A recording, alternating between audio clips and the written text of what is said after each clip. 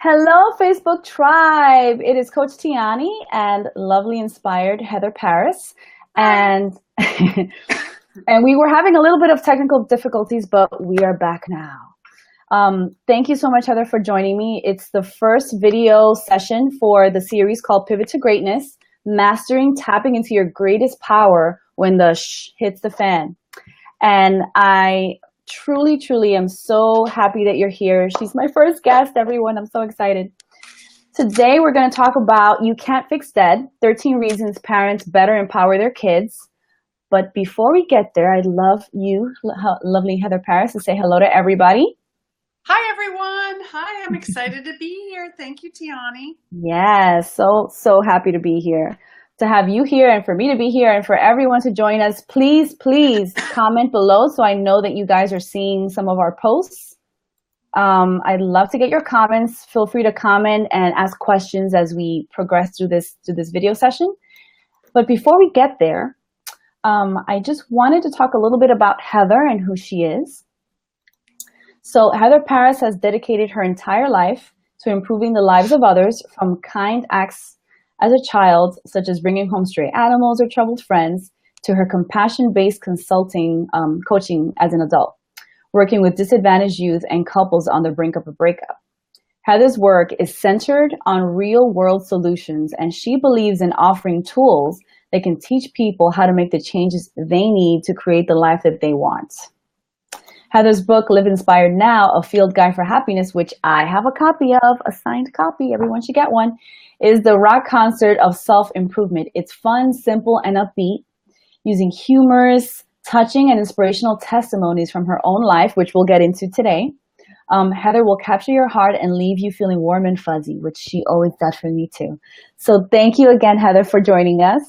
Oh, my pleasure. So sweet. Absolutely. We'll talk a little more about your coaching practice and what you have to offer everyone on this call today. And so let's get started. You Can't Fix Dead, 13 Reasons Parents Better Empower Their Kids. So first, tell us a little about who you are and what you do in more detail. Sure. So thanks for that nice introduction. That was really sweet. So I am specifically a family life coach. I work with families, I work with kids in crisis, and I'm really passionate about raising emotional intelligence and emotional resilience in our world. It's not taught in schools. Kids are taught academics, which is wonderful and important, but academics alone is just not enough. And without emotional intelligence, they're going to go out into the world and be ill-equipped to deal with it. Never mind just trying to deal with high school without emotional intelligence. Even if you give your kids these great tools, they're still going to go to school with kids that don't have it. So your kids need to be really, really strong and secure to navigate high school. I mean, high school is treacherous, and I don't care what anyone says, it can be really, really mean and nasty. And, kids really need to have that emotional resilience to be able to weather that storm. So my passion and my purpose in life and on this planet is to really help people and to raise the emotional intelligence collectively as a whole. So, now I'm teaching other coaches, I'm certifying coaches now to do that with me, because it was great to have this purpose and passion myself, but I can make a bigger impact if I teach other people how to do it too. And so I've been blessed to have a very successful coach training school going now, and we just opened our second enrollment. It actually closes this week, and it's been going so it's off the charts. It's better than I expected and hoped for even. So I'm really excited. Yes, and I know the amazing things that are happening, not only with kids, but with families, with couples, is astounding. It's just amazing. I'm so excited for you, and I know a couple of friends of mine who are in your program, so I'm like, yes, please, go help some people, go train some people. Yes, exactly. Help as many as you can. Yes, thank you so much for that intro. All right, so it looks like there's still some technical difficulties, Heather, getting folks to be on here, but that's okay. We're just going to continue, and then we'll just post it. That's it. Yeah, they'll see it after. Yeah, they'll see it after. That's fine. That's fine. And people Okay. can reach out to us after, right? If they Yeah, send you or me a message, we're happy to answer after the fact. absolutely. That's what we're here for. Absolutely. Yeah. Okay, so here's a question for you. Yes. This is all about pivoting to greatness. So, what can you name a pivot point? And I'm sure you've had many because I know I've read some of them in your book. But Yeah. can you name a key pivot point that you want to talk about that you've had in your life that sort of nudged you or maybe pushed you in the direction of authenticity and, has basically led you to where you are today as a coach, as a mom, as a Sure. friend, all those things? Yeah, I mean, that's so hard to pinpoint because there's so many. Like, which one do I choose? But I I know. mean, so I think moving here to New York was one of my most profound recent pivotal moments, and I can go back all the way to childhood, and I have those defining moments. Like I know specifically the day and the moment that these inspirations happened, but I would say that the most recent one was, I mean, it was about 7, 8 years ago now when I decided to move to New York. I had, I was a single mother, 3 kids, working 3 jobs, and starting, it was more than that now. It must have been 10 years ago. My goodness, has it been that long? Wow. Okay, so over 10 years ago, yeah. So I was a single mom working 3 jobs, and everyone kept saying, how do you do it? How do you do that? How do you maintain everything? And I always thought that was the dumbest question possible. I really did. Not No offense to anybody, but like what the hell am I supposed to do? Like stop, like give up, cry? I don't understand, like I really truly didn't understand that. So one of the things I realized was, luckily, I was very blessed. My parents have given me the blessing of confidence and a good work ethic. So no matter what was going on in my life, I always worked hard, you know what I mean? So I just had this epiphany that I needed to start coaching. I needed to start helping people and doing more than what I was doing. Not more, like more work, but different work. So, Absolutely. at the time I had my own company. I was manufacturing rubber stamps in my basement on the side. And I was doing real estate full time. And I was also working part time at a design firm. And Wow. everyone's like, yeah, well, how do you do this? How do you do this? I was an administrative assistant. Don't get excited. I wasn't doing any design work. um, but it's like, what are you supposed to do? So that's when I decided to start coaching and start learning about coaching, and started a few different trainings to learn how to do it and stuff like that, because I realized that single moms have a hard time. And don't put me on a pedestal and say, wow, you're so awesome, and ask me how I do it. Come over here and watch my kids for an hour so I can go do my laundry. If you want to do something really fantastic for me, give the gift of time. Give me 1 hour of peace to myself. Do you know what I mean? So I think that was a really big moment for me. So I started, and that's what got me into coaching. So I went to a UPW, I walked on fire, I did all these great things, and I took several training courses. I became a master neurolinguistic programmer and all that stuff. And then finally I decided, you know what, I'm going to move. I don't like where I'm living. I lived in Rhode Island. I always wanted to come back to New York because that's where I'd gone to high school, and that's where my best friend was. Nice. So I packed up my bags. We sold our house. I packed my bags, all 3 of my kids, and I moved away from everyone that I knew and all of my support networks. My parents lived 7 miles down the road from me, and I moved away from all of that. And I bought a little tiny house out in the country on acreage. And, my best friend was here, so I had her. And that changed my life in so many profound ways, That including, yeah, the first person that I met here in New York was my now husband, Thad.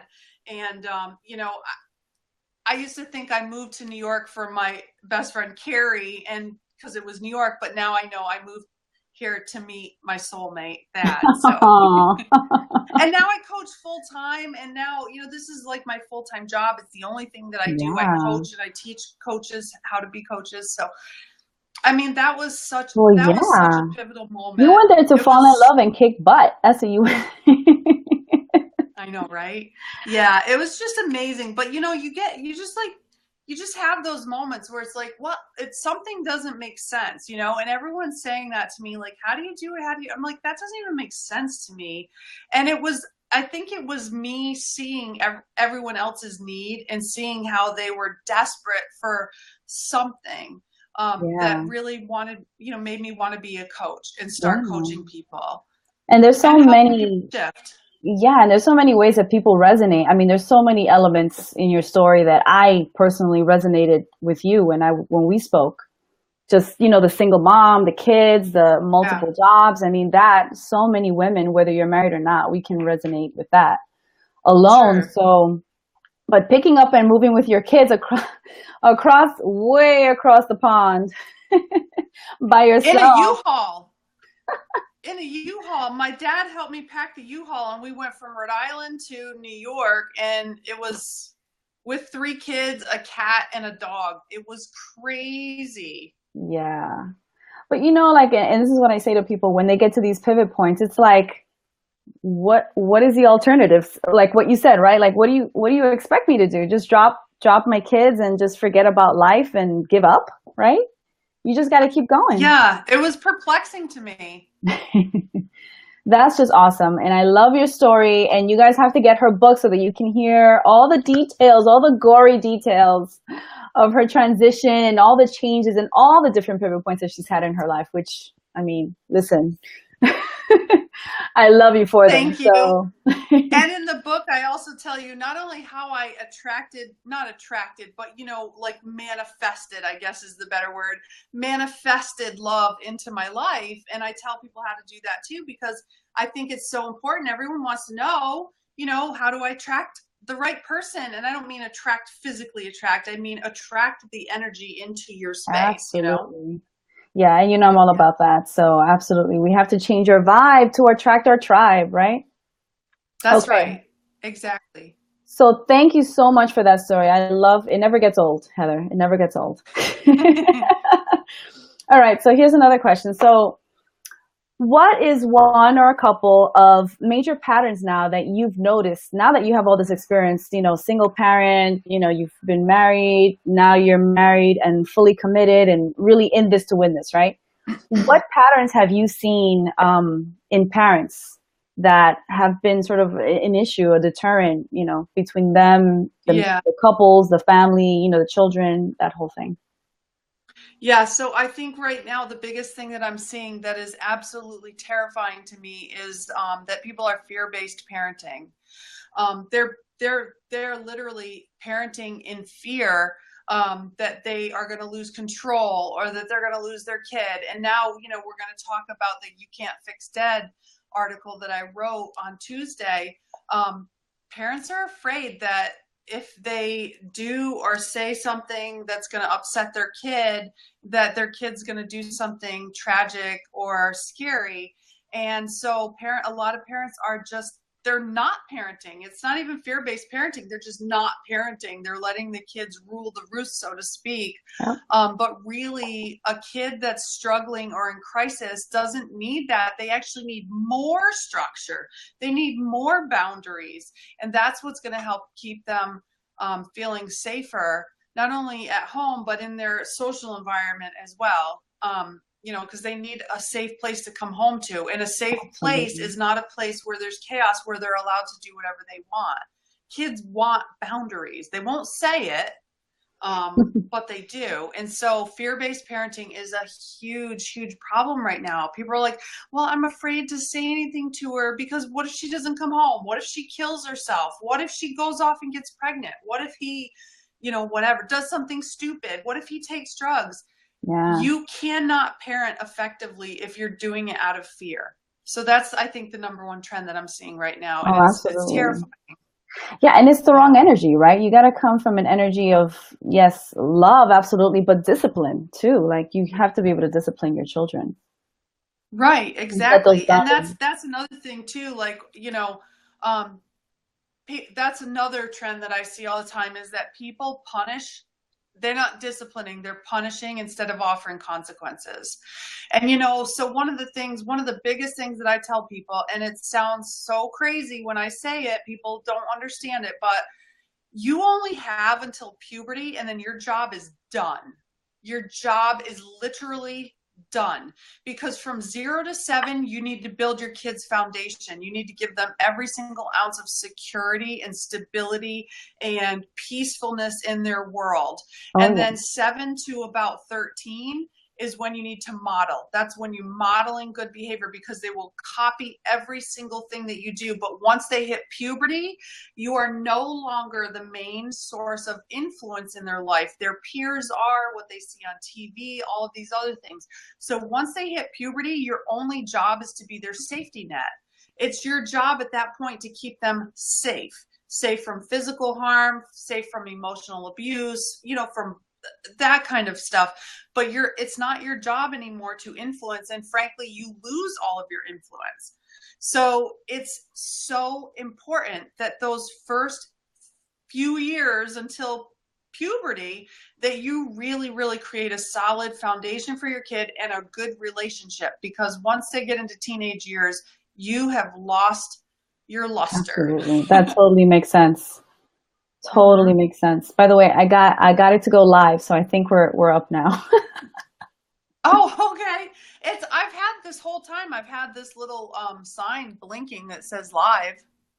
Yeah, and I thought we were, but it looks like Oh, now we are. So I'm hoping. Here's crossing fingers.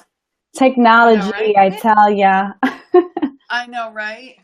That's funny. Yeah, and I love what you talk about, Heather, because I mean, I'm a single mom too, so it's so hard, especially when you're doing it on your own. You had three, so I can't Mm-hmm. even imagine being able to set boundaries and discipline three at one time. I can't even Yeah. imagine how crazy that was for you.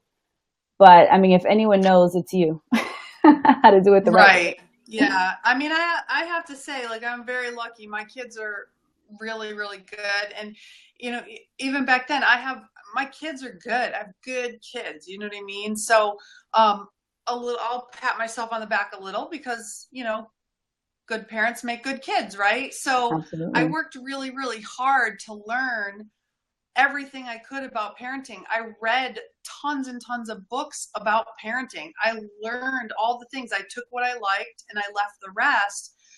But it's really important that, people think that you just have kids and you know what to do. You don't.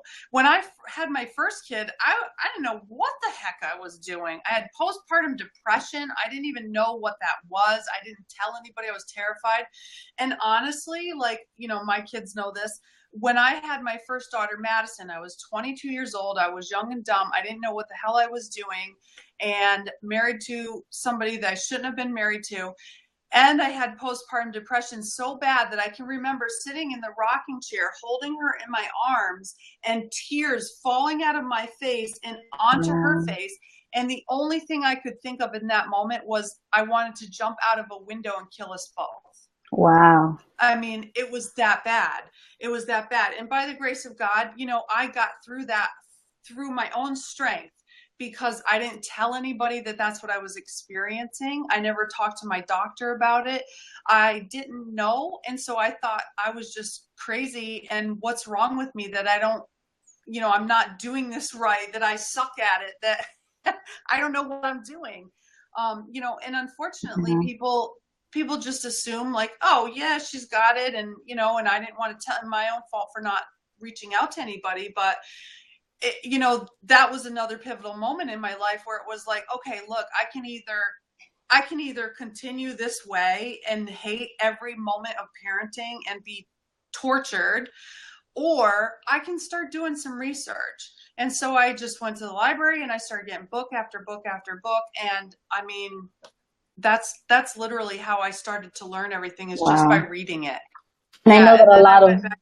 mhm.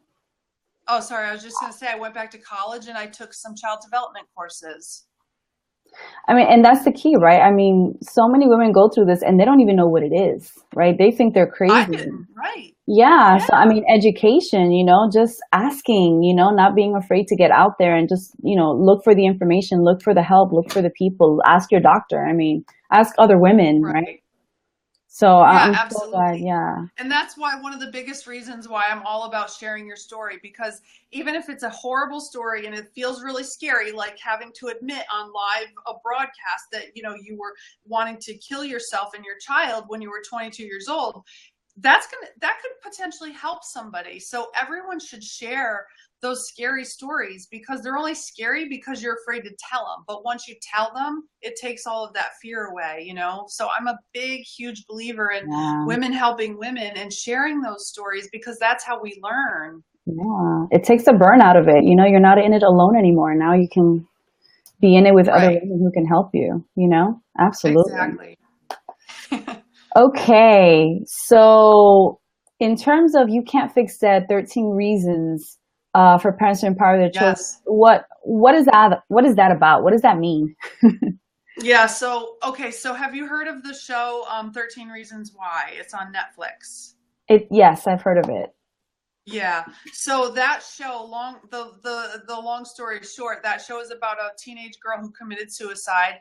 And just before she died, she made these cassette tapes and she left them with a friend. And then each person had to listen to a cassette tape about what they did to contribute to her making this decision to kill herself.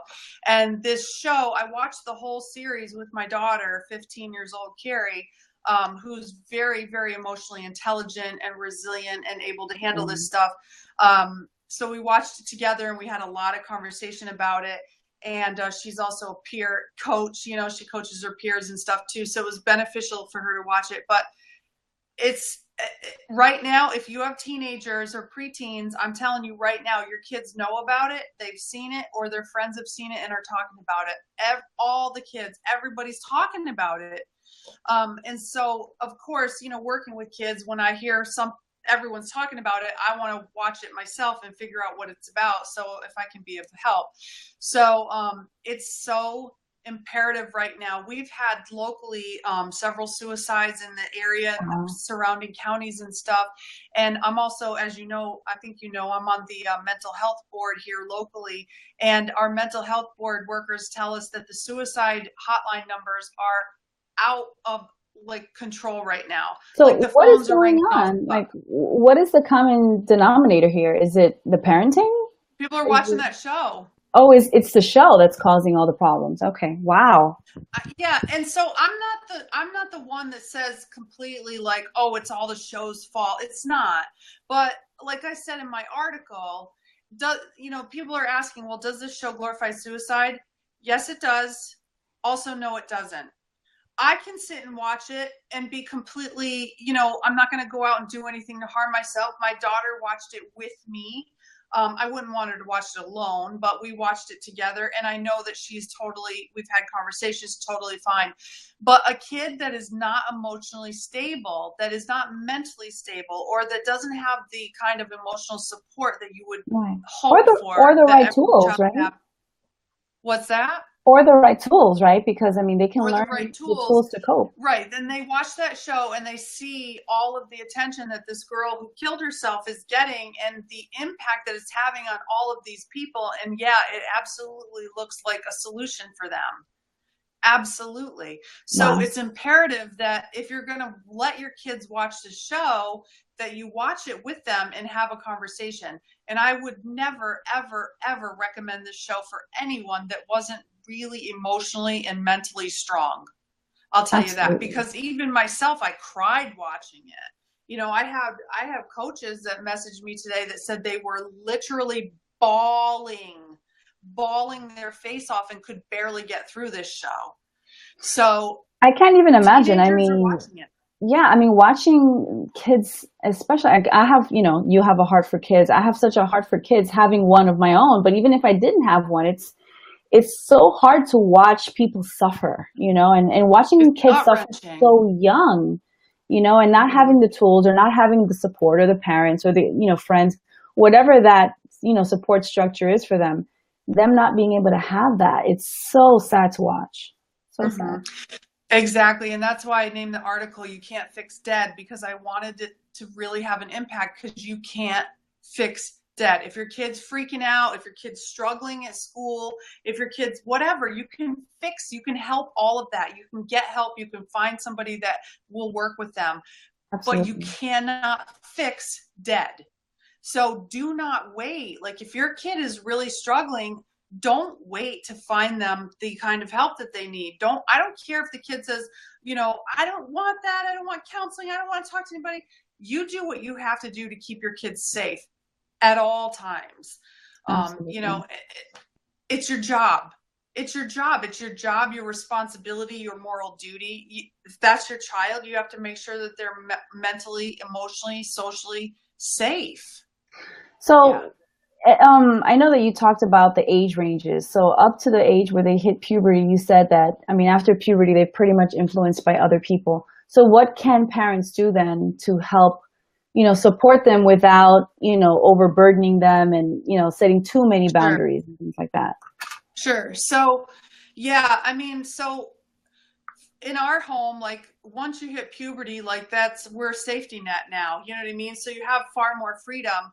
And we incrementally give them more freedom as they get older, because I want them to be able to go out and do things and have us as a safety net to navigate the world before they go out on their own. So, like, in our house, for example, once they get into their senior year, there's no chores, there's no obligations, you know what I mean? They can come and go pretty much as they please, as long as they're checking in with me and I know where they're going and stuff like that. But that's something that our kids have earned by being trustworthy. If they weren't, then no way, obviously, my job is to keep them safe. But your kind words, the kind words that you say to your kid, they might be the only kind words that they hear in a day. So it's imperative that you have a good relationship with your kid, and that's why, I'm all about prevention. I want parents to, as soon as that baby comes out, start then, you know what I mean? Because it's really, really hard once they become 14, 15, 16 years old to say, oh, gee, now I see the problem and now I'm going to start to do something different. Right. That's great. It's not too late, but it's really, really, really hard. Yeah. So again, 0 to 7, you've got to really build that strong foundation, give them a secure life, joy and experiences and really security and stability, and keep them close and near.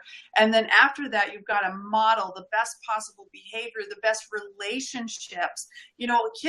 Kids that grow up, Teany, in a household with parents that fight, that even just yell and scream at each other, it doesn't even have to be physical fighting. They exhibit the same exact symptoms as kids that they take out of war-torn countries where bombs are falling. Wow. It's the same That's insane. symptoms. Yeah. So, so if your kid is a teenager and struggling, get help now. Sit down and have a conversation. If you catch your kid watching this show on Netflix, sit down and watch it with them, or get rid of Netflix. Do you know what I mean? Like, yeah.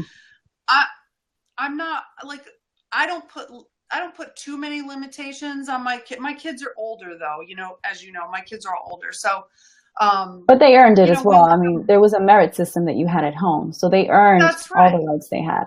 Yeah. Yeah, that's right. So they can watch, like my daughter, Carrie, obviously I let her watch this show because she can handle it. She's going through my coach training too. You know what I mean? She's out there coaching her peers. She's been a guest speaker already. You know what I'm saying? So she can handle it. She's great.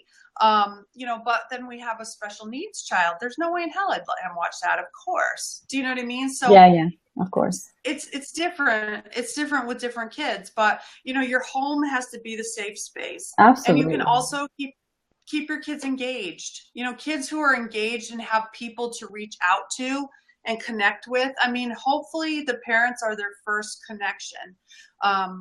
But sports, activities, scouts, whatever it is, keep them engaged in stuff. Absolutely. And, yeah. There's one comment that I wanted to mention to you, which I've heard a lot from different parents, which is, you know, kids, you can start seeing them change even in elementary school. Like my kids in, you know, first grade, and I see some of the interactions with the other kids. And one thing I've heard parents Yeah. say is, you know, a lot of parents, what they do is they allow the school to sort of teach their kids only.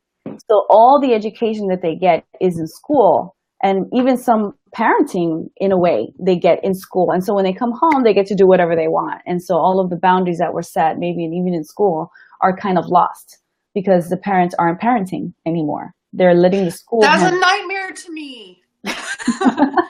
Horrible. Please, no. Listen, you're sending them to school to get an academic education, but you're keeping them at home, in your home, to give them everything else. Yeah. What the hell good is math or science if they don't know how to go out and like stand up for themselves or speak their truth or be authentic, right? Yeah. What good is any of that education? What good is being able to do any algebra if they don't know how to make friends? You know, Absolutely. if they're greedy or they don't volunteer or help out, or they're just, I mean, it's useless. It's just useless Absolutely. to me. So Yeah, yeah. I have one comment. I've heard Siania mentions, I've heard so many negative reviews on that show, the one that we just mentioned. It's hard to watch, Yeah. but at the same time, it's very eye-awakening to many, many suffering with these thoughts. My niece suffered in silence and it broke my heart. It's crazy. Yeah. Yeah. I mean, that's what's trending right now. And that's why I wanted to talk about it, because, you know, I work with parents and kids, and that's top of mind right now. And so, like I said, the show is great and the show is also horrible. It depends on who's watching it. Yeah, I can absolutely. watch it Yeah. and I can learn from it and I can get insight. Somebody who's depressed or emotionally unstable will watch it and get ideas, and that's a terribly scary thing. Absolutely, it is. So, in terms of the Yeah. 13 reasons, do you want to go into a couple of them, or is that in your article? How do you want to? It's in my article, but I mean, you know, I think I've covered some of them. Like number one, you can't fix dead. So intervene, because if your kid is dead, you can't help. You can't help. And I've seen what suicide does to families. It's terrible. It's Yeah, beyond imaginable.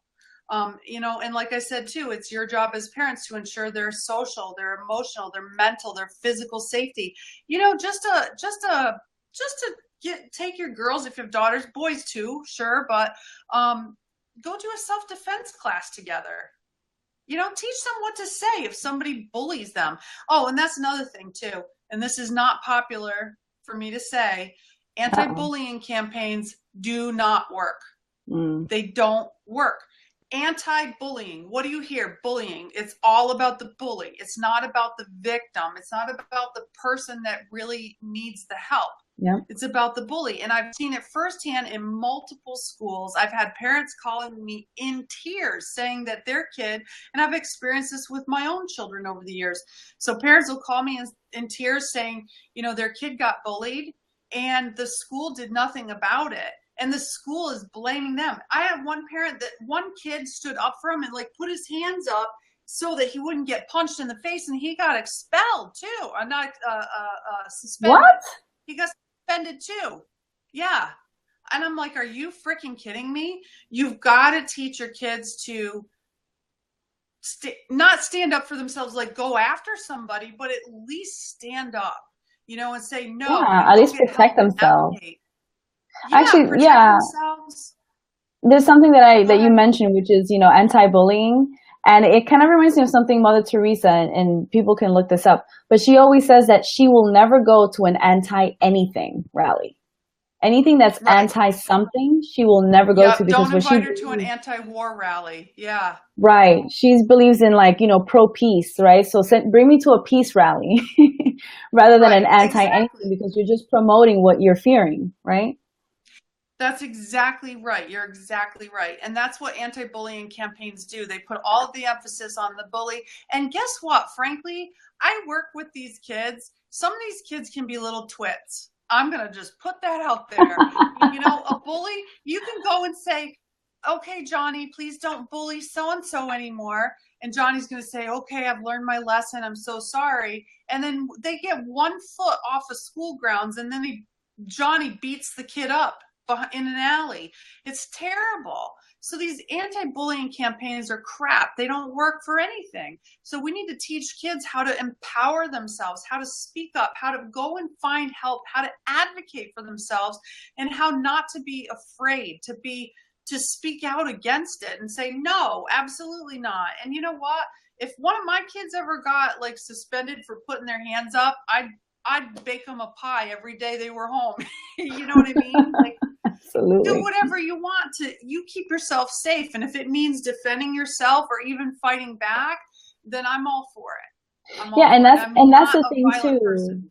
Right, and that's the thing too, protecting your child, right? So many times things happen in school and we're really quick to sort of say, oh, my kid did such and such, but we should protect our children too, right? And sort of, try to believe them when they say something, you know what I mean? And that builds confidence. Absolutely. I'm glad you said that, because that's one of the points too in the 13 reasons why you better empower your kids is you better first of all, have a good relationship with them, but second of all, make it safe for them to tell you the truth. Yeah. Make it safe for them to say, I did something wrong and I need your help. Because if it's not safe, because if you have a consistent punitive relationship with them, then they're going to be afraid to get punished. They're going to be afraid to get in trouble, whatever. I mean, that's why we don't do punishment in our house. We do natural consequences. But I don't believe in punishments. I mean, what am I going to do to a teenager? I hear this crap all the time. Take away the phone. Oh, just leave. Really? What's that going to do? Can you give an example of a natural consequence? Huh? Can you give an example of a natural consequence? Yeah, well, for example, if you're a jerk at school and kids won't like you, that's a natural consequence. Sorry, kid. If you're being mean at school and you don't have any friends, that's your fault. Stop being mean. You know what I mean? Like, if you stay out late, you don't get to go, you don't borrow the car again. That's it. I'm not giving you my car. Right. Absolutely. I mean, those are natural consequences. I hate this micromanaging everything. Well, you can't have the phone and you're grounded. Again, once they hit puberty, you're a safety net at that point. So it's more like, being there to keep them safe and just kind of managing everything, making sure I know where they're going. And do you know what I mean? So what do you do with kids who are younger? Control. Right, sure. What's that? So what do you do with the younger kids that are like in elementary school age? I think I blocked that out of my mind now because I don't have to deal with them anymore. I'm just kidding. When you said 10 o'clock tonight, I'm like, what in the world? I'm in bed at this time now. My kids are old. I literally have forgotten what it's like to have to put kids to bed. I'm like, oh my gosh, my kids come and they hug me and they say goodnight. I always say every night before bed, I give my kids a hug and I say goodnight. I love you. God bless. Every single night every night of their life for their whole life, and now they walk to their own rooms and they go to bed. I tucked them in when they were little, but I don't have to do that anymore. So. You mean you don't carry them to their rooms anymore? They could carry me at this point. Some of them, are you kidding me? Oh my gosh, So let me tell you something that I do. But go ahead. Because of the good relationship that we've built, Harry was calling me. I think you heard me earlier when we were on our test call. I yelled into Thad, call Harry. Because Harry got out of work and the first thing he does is he calls me. Hey, Mom, how was your day? He tells me about his day. And he lives out of the house. He's in college now. He lives in his own home. But that's the relationship that we've built. And we couldn't have had that relationship if I tried to control and micromanage every single thing that should have been his responsibility. And that's another thing I start very, very young with them. When you're in school is your responsibility. I'll help if you ask for it. Like, I make sure my kids have all the resources they need. Pens, paper, computers, tablets, internet, everything that they need. But their homework and their assignments are their responsibility, not mine. And I don't micromanage. I don't ask them if they got it done. Nothing. I always tell them, you can handle it, but let me know if you need help. And that is my motto for life in this household. That's You can great. handle it, but let me know if you need That's help. great. Because that also instills your, your confidence in them. You have confidence in your own children. So Exactly. Yeah, that totally makes exactly. sense. So again, I mean, that's fine for like when you're older, but how about kids who are, like my kid who's like 6, 7 years old, or even, older kids that are still like elementary school and impressionable, but not as impressionable as, teenagers, right? But they still need Right. boundaries. They still need consequences, and they don't necessarily understand natural consequences as much as, bigger kids, right? Yeah. So, I mean, I think they do. Like, I think, kids, they're born so resilient and so smart and they know so much. And then we kind of like strip them of that. Like, for example, babies, when they're born, like, you don't keep shoving the bottle in their face, eat more, eat more. Like, when they stop eating, they just stop eating and you feed them again in 2 hours, right? But Hmm. somehow when they turn 6 or 7, we're like, no, you must eat more, forcing food down their face, tell them Welcome to you my can't leave the family. table. Oh, yeah, a lot of families, we feel like, oh, he's not going to grow, whatever. It's, how do you think that they lost that natural instinct that they were born with already? They're not going to starve to death. Put the food Hmm. on the plate, let them eat what they want, and then be done with it. But make sure you put good choices on the plate. Don't put cookies, crackers, and then, put good Yeah. choices on there and let them eat what they want. If they're Yeah. done, they're done. I can tell It you just, in my family, go and, ahead. from even from a cultural perspective, um, Latinos like to fatten up their kids. You know what I mean? And it's and it sounds really funny, but healthy means chubby. You know what I mean? So Yeah, if a kid's not eating, or they don't feel hungry, or they only eat half or maybe a quarter, or whatever the case is, it's considered wrong, right? And so I'm constantly in right, a battle actually with my mother, and I'm constantly telling her, look, he has growth spurts. Sometimes he's going to eat a lot, sometimes he's going to eat a little. You have right. to let him decide that. And I do exactly what you said. I tell him, you know what, you don't eat now, that's consequences. This is dinner, so there's no dinner That's later. it. You eat it now, or that's it, right? So, And see, that's a natural consequence. This is right, dinner. You don't like it, don't eat. right. So I had, for food, I always had a thing in my house, like, because my most of my kids were pretty decent eaters, but I have one that's picky. She's still a little picky. So my consequence, if that's what you want to call it, was always, you don't have to eat this, but if you're hungry later, you can only eat fruits or vegetables. Like, you can't go and have ice cream, Right. but if you didn't eat your dinner, you can have carrots. I mean, I'm not going to not let them have food, right? So you can have carrot sticks or celery, or, a salad or an orange or whatever, but just not junk. Right. So, Yeah, that yeah. totally So, makes I mean, sense. it's just, yeah, it's just about like trusting that your kid is going to make. I mean, like I said, babies are born, they know exactly what to do already. You don't have to, like, you don't come up with a curriculum. All right, I'm going to teach my child how to walk. So here's our plan. Here's the curriculum. This is what we're going to do. No, babies just naturally get up and start toddling around. You didn't have to teach them that. But somehow we like think that they just, I don't know, get dumb as they grow older or something. And they don't. They're really smart. So I think with younger kids, it's really, really important that, number one, we don't strip them of that natural confidence that they're already born with. Yes. I truly believe 100% kids are born with everything that they need to be beautiful and perfect and special in every way. But we, as parents, as society, as schools, educators, we take that away from them by taking away responsibility, Yeah. by saying Yeah. you're no longer capable of choosing what you should eat and how much you should eat of it. You're wrong. You've got to eat this and you've got to eat more of it. Yeah, So, and I have to say, as related to authenticity, like you're taking away someone's voice. right. And actually this happened to me when I was a kid. My parents, there was a whole scenario where I shut down and I was no Mm-hmm. longer myself. And that is the worst feeling in the world for you parents out there. For Yeah. you to shut down your child, either when you don't believe them or when you try to control them and tell them what to do and not give them a voice. that is the one of the worst feelings. And later on, obviously, I came back and I became who I am. But for years, it changed who I was. Do you know what I mean? And that's, Sure. Yeah. it's really hard.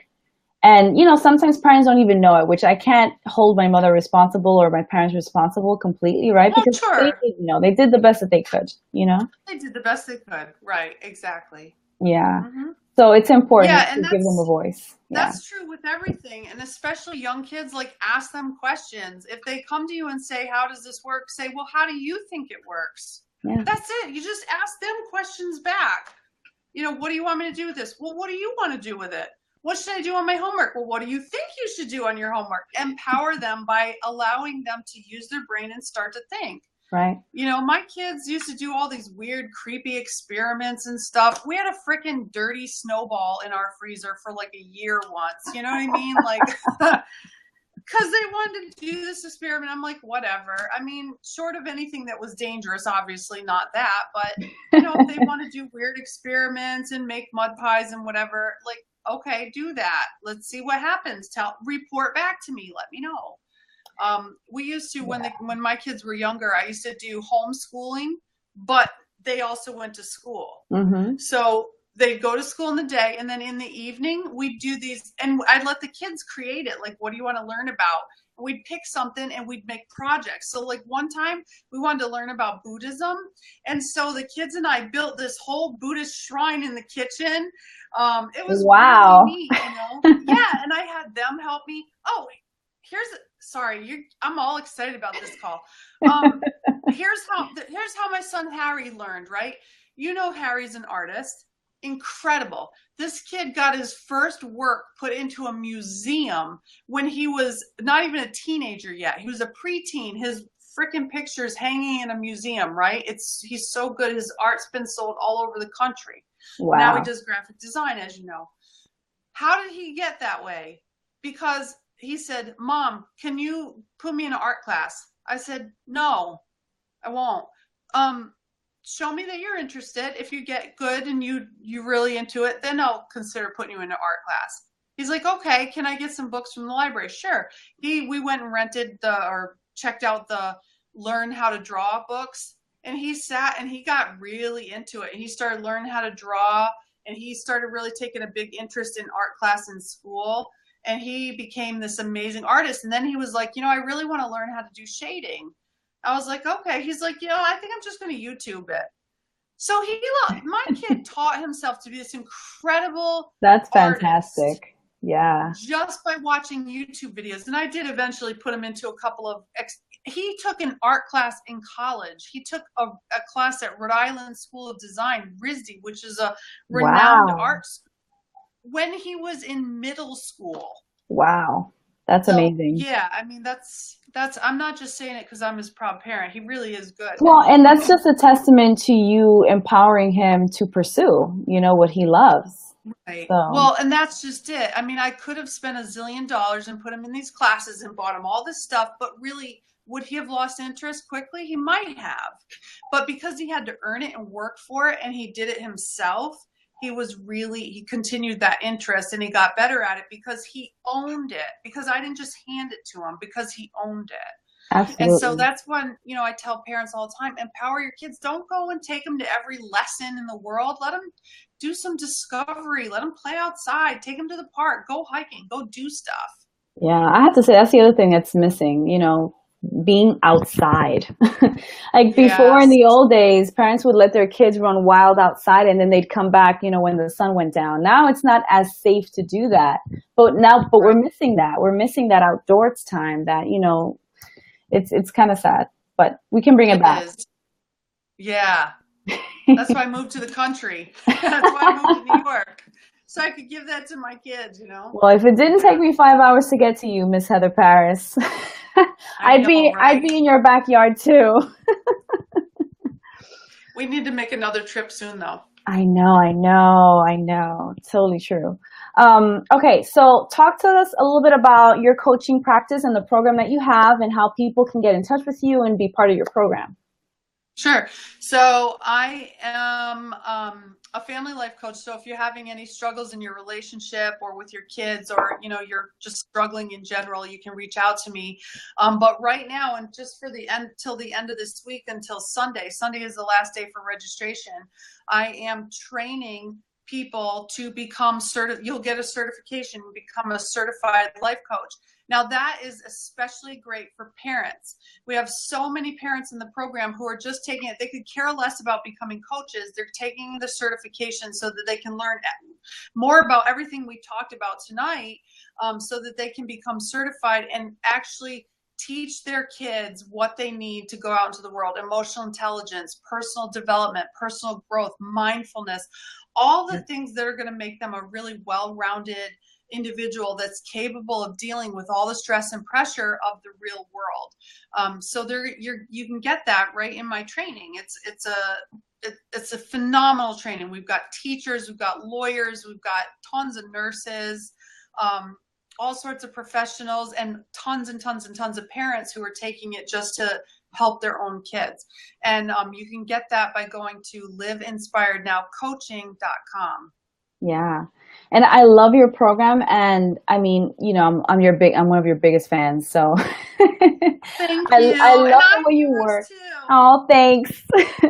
I love the way you do the work that you do, and I love what you promote for parents, for yourself, And honestly, like, coaching programs aren't just to coach people. They're for you. Like, it starts with you. If you can't That's coach right. yourself into a better life, then how hard is it going to be for you to coach other people? You need to start with yourself, right? Right. Yeah, and the program is specifically designed for that. I designed it so that people would be working on themselves while learning how to apply it to other people. So it's Absolutely. pretty phenomenal. I'm glad. Awesome. So anyone online, feel free to comment while we continue talking here. If anybody has any questions for Heather, now that we're finally live, I know, right? I see it please, looks please, like, please. is that the eyeballs? Is that how, like, Yeah. the people that are Yep. watching Yep. Yep. us? Yep. Yeah, if you have any specific questions about your family, your kids, or whatever, you can ask. I'm Yeah. happy to answer. So while they, come up with some of their own questions, I just wanted to talk a little bit about my relationship with Heather, our secret love affair. First of all, I love Heather, and I'm so happy that you're like my first guest, because we just have so many things in common, including some of the schooling that we have in common as well. But we've also worked together. So I actually went to her, what did you call it?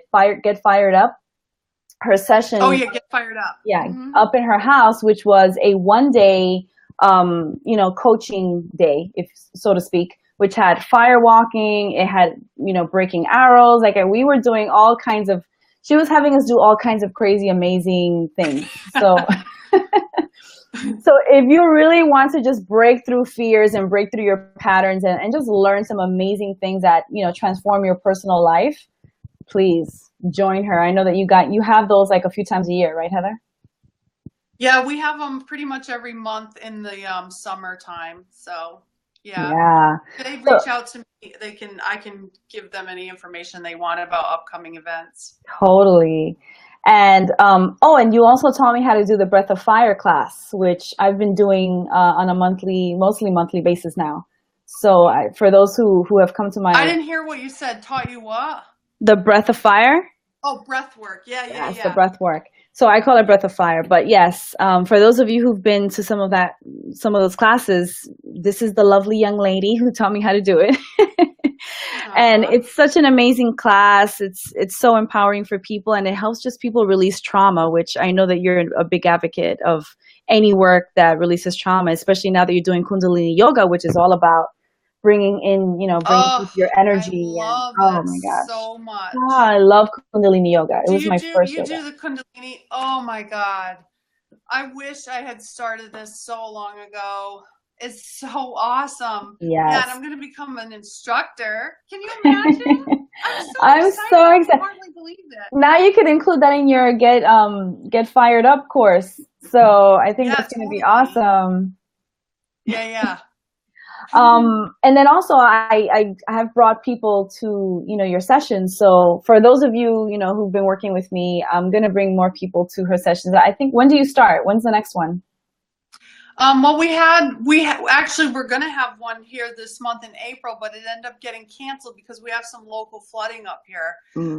So can't walk on fire on water. So we had to cancel that one. I think the next one is coming up in June. I'm not 100% sure, but if you reach out to me, I'll let you know, and I'll send you a message tomorrow. Yeah.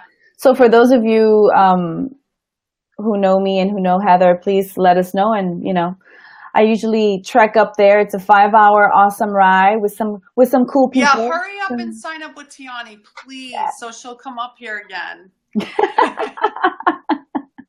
You don't need to ask me twice. I know, right?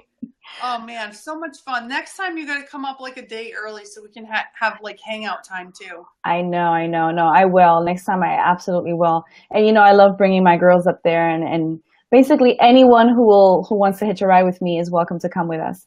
So anyone online, please let us know if you guys have any questions, if you have any thoughts on some of the subjects that we covered today. I know some of it was missed, unfortunately, but you guys can sort of go back and listen in. So, okay, so we talked about how we connected together, and now I want you to end with a little exercise that we can do at home. And I know you do Kundalini yoga, so I know you have some practice with this now at this point.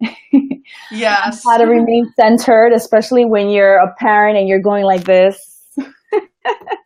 Yeah, exactly. What can we do?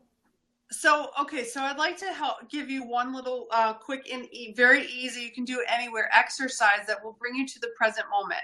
Because as you know, as a coach, Teany, you know that, if you're living in anxiety, you're living in the past.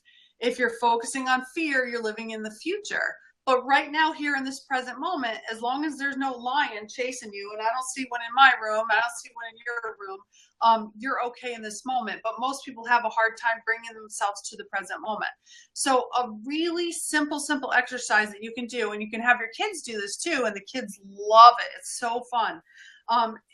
For the kids, I actually keep a little bowl and I collect a whole bunch of items and I have them do it. But just for tonight and just for when you're doing it, just grab one item wherever you're at. So even if you're in the car, whatever you see, your glasses, or I'm sitting right here, so I grab my pen.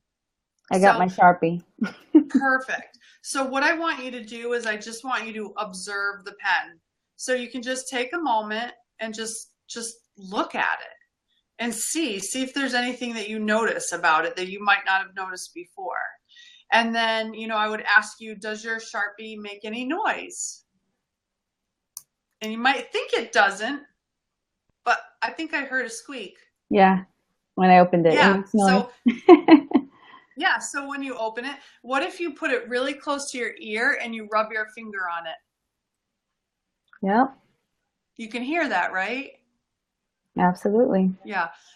I won't encourage you to taste it, but you could smell it. So does it have a smell? Oh, yeah. Yeah, mine doesn't have a smell, but mine has a texture. So one side of my pen is smooth, but one side is bumpy. Does yours have any texture on it? Yep. It has like a clip that I can clip. Nice. Oh, what if you did that with the clip? Would it make a sound if you flicked it? Yep. Nice. So these are things that this is an exercise, and kids love this exercise. It's a way, especially a calming one. If you have children that are dealing with ADHD, things like that, it's a tool that you can give them and yourself to help you bring yourself right now to this moment. So while you're observing that Sharpie or that pen, not once did you think about, oh, that big job interview I'm going tomorrow, I hope I don't blow it. Or, oh my gosh, that time in the past when I was so upset. No, all you focused on was this moment and the pen. So it's just a silly little exercise, but it can actually be really relaxing and fun. And again, it's just to bring you to the present moment, to remind you that right now in this moment, everything is okay. Yeah, absolutely. So, and you can use lots of different items. Like I have a chocolate, so if you're doing it with somebody, you can open it and you can hear the package and you can And then you can eat it. Exactly. Bonus, I'm going to eat this as soon as we're done. I lost 29 pounds, And So that means you earned that chocolate. Yes. Well, these are like special little chocolates. They're all organic and yummy. And, I'm just eating healthy now. That's all. Nice. I'm getting some good feedback. People are loving this tool. And good. Yeah, and I love mindfulness. I practice mindfulness too. Yeah. And it's so amazing for yourself personally, but it's also so amazing, especially when you're a parent, right? Because sometimes you really have to be present for these kids. Yeah, so you don't lose it. Yeah, and so that's a good way to like redirect them too. When there's in the middle of a battle, the kid's freaking out. You can pull, like, I have a cotton round, like one of those cotton things for makeup. I keep a bunch of them in my desk because when I do have kids that sometimes come in and work with, I can pull it out and say, what do you, like, instantly, just, does this cotton round make a sound? Or a cotton ball or whatever, and the kid will it's like a pattern interrupt, right? Will instantly stop. What are you talking about? No, it doesn't make sound. Are you sure? Because when they put it up to their ear and they move it, it makes noise, like you can hear it, right? Absolutely. And they're just blown away. Whoa, no kidding. Well, how does it feel? Is it rough? Is it soft? You know what I mean? So, and you could do this with like 1,000 objects and keep that kid entertained forever, So yeah, and it deflates any potential situation, right? Yeah. Yeah. And then at the end, they get the chocolate. Oh, well, just a little. Yeah. Just a little it's bit. little. Look, it's just a little piece. It's just one little piece in there. Yes, absolutely. Great. Thank you so much, Heather, for that. And I can't wait for you to incorporate all the Kundalini stuff that you've been learning. I can't wait for you to finish your coursework and include it in your work. Oh my gosh, I can't wait. I know, I'm excited. Thank you so much. And I love you. Thank you so much for having me on tonight. And it's been such an honor and a pleasure. And I feel like I just chatted, like talked the whole time and didn't give you a word to get in edgewise. I'm sorry, but that's why you're here. Just love you, and any opportunity I get to chat with you, I'm happy. Oh my gosh, I love you too. I love you as you too. know, we're gonna do much more of these, and I'm so glad that you guys were able to join us and just hear us girl talk for just a little bit. It's always fun, and it's always a pleasure with you, Heather, and just everything that you bring to the table with, the coaching that you learn, that you teach, that you inspire, that, you're able to bring confidence into people that had none. And for me, that's a big deal, especially as a parent. You know what I mean? So don't make me cry. Don't get me started. Okay. So let's talk about your website. Your website is Live Inspired Now, right? Yeah, liveinspirednow.com, or you can go to liveinspirednowcoaching.com if you're interested in my coach training. Awesome. Fantastic. So reach out to Heather, and also reach out to me if you want to come up with us up to visit her in June. So I'm going to try to make that happen. Whoever wants to join me, I have a car. We can make it a road trip. It's a nice ride up to Syracuse. Absolutely. It's beautiful up here. Well, thank you so much for being my first guest at Pivot to Greatness. You're such an amazing person, and I look forward to working with you, speaking with you, and just collaborating with you again. Sounds great. Thank you so much. And thank you so much to all of your viewers. I'm so grateful. And I love you very much. And I just can't say enough awesome stuff about Teany. So thank you. And thanks everyone for watching. And please leave further comments, questions for Heather. She'd be happy to respond to you and, give you some tips. All right. I'll talk to you guys in the next one. Bye.